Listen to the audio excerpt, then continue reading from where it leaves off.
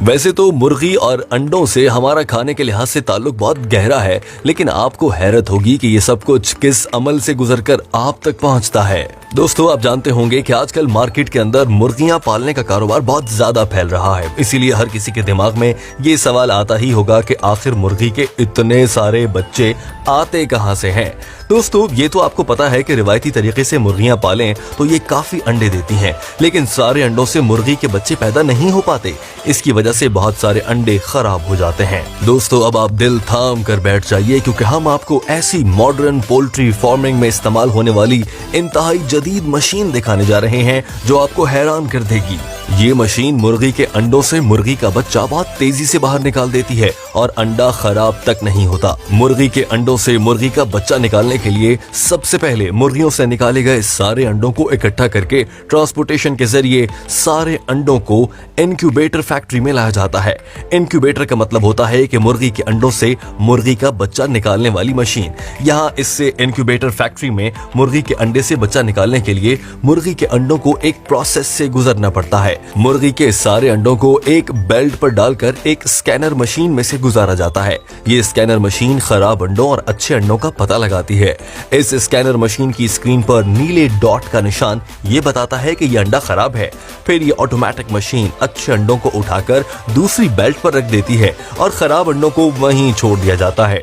फिर इन खराब अंडों को एक अलग जगह पर इकट्ठा कर लिया जाता है। अब ये सारे अच्छे अंडों को ऑटोमेटिक एडवांस मशीन एक प्लास्टिक की टोकरी में भर देती है। ये मशीन सारे अंडों को इतनी सफाई से टोकरी में भरती है कि एक भी अंडा टूटना तो दूर की बात है, अंडे के ऊपर क्रैक का निशान भी नहीं पड़ता।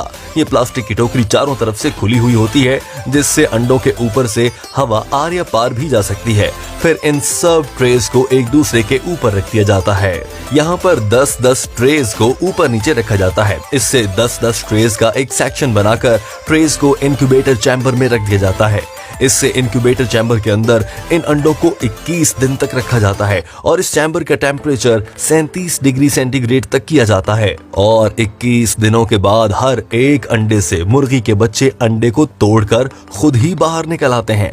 फिर इन सारी ट्रेस को एक एक करके बेल्ट पर रखकर आगे भेज दिया जाता है। यहाँ पर अंडे के छिलके और मुर्गी के बच्चे को अलग किया जाता है। यहाँ पर इन मुर्गियों की पहचान की जाती है। नर और मादा को अलग अलग किया जाता है। यहाँ पर सभी मुर्गी के बच्चों की हिफाजती वैक्सीन भी की जा रही है, जैसे कि आप अपने मोबाइल फोन की स्क्रीन पर भी देख रहे होंगे। लेकिन दोस्तों, ठहरिए, ये भी जान लीजिए कि जदीद पोल्ट्री फार्म की एक डार्क साइड भी है कि यहाँ पर एक दिन के बच्चों को जो उनके मैयार पर पूरे नहीं उतरते उन्हें मार दिया जाता है, जो बेहद अफसोस की बात है। इन एक दिन के बच्चों के साथ पोल्ट्री फार्म्स में बहुत बुरा सलूक किया जाता है। यहाँ पर आप देख सकते हैं कि एक वर्कर उसकी गर्दन को बॉडी से अलग कर रहा है। फिर इन सारे बच्चों को उठाकर ट्रांसपोर्टेशन के जरिए पोल्ट्री फार्म में ले जाया जाता है, जहाँ पर इन सारे बच्चों को पोल्ट्री फार्म में लाकर छोड़ देते हैं। यहाँ पर इन सारे बच्चों को पाला पोसा जाता है। यहाँ पर इन मुर्गियों के बच्चों के लिए सेहत की हर एक चीज मौजूद होती है। जहाँ पर ये बच्चे रहते हैं वहाँ पर लकड़ी के टुकड़े फैलाए जाते हैं, क्योंकि ये मुर्गी के बच्चों को पेशाब और उनकी गंदगी को जज्ब कर लेते हैं, जिससे मुर्गी के बच्चे अपने आप को आराम और सुकून में महसूस करते हैं। इन मुर्गी के बच्चों को पानी भी मॉडर्न टेक्नोलॉजी के जरिए दिया जाता है।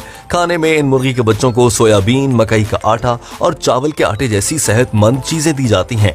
खाना भी मॉडर्न तरीकों से दिया जाता है। ये सब अमल जदीद और मॉडर्न पोल्ट्री फार्म में होता है। यहाँ पर 24 घंटे लाइट्स और पंखों का इंतजाम भी होता है। 2 महीने बाद ये बच्चे बड़े हो जाते हैं और मुर्गियां बन जाते हैं, जिनका गोश्त मार्केट में बेचा जाता है या इनसे अंडे भी निकलवाए जाते हैं। फिर इनके अंडों का कारोबार किया जाता है। दोस्तों, हर मुर्गी साल में 300 अंडे देती है।